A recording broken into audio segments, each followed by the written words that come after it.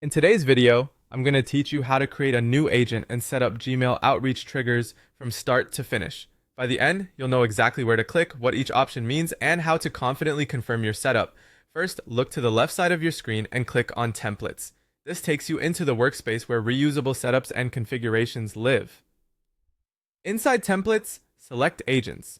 Think of agents as the brains that handle tasks for you. Each one can have its own purpose, personality, and automations. In the upper right corner, click on New Agent. A fresh agent draft opens. Start by typing a clear, memorable name.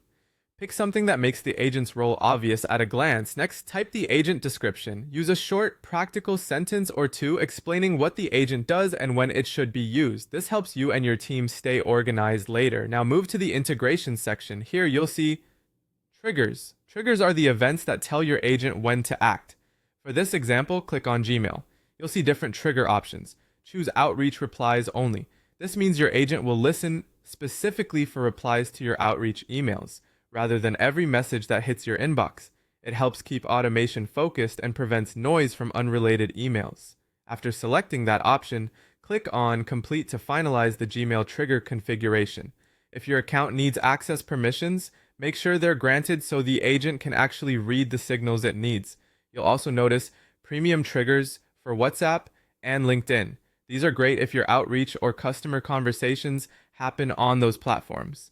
They may require an upgraded plan or additional setup, so check your subscription and access level before turning them on.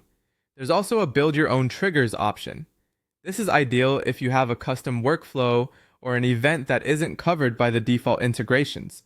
You can tailor exactly when and how your agent should wake up and respond. Once you've reviewed your choices and everything looks correct, click on Confirm on the left side. This locks in your agent's name, description, and triggers. A quick tip: if you ever need to make changes, you can come back to this agent later and adjust the settings without starting from scratch. That's it. You click Templates, opened agents, created a new agent, named and described it, set Gmail to watch for outreach replies only, explored premium and custom triggers.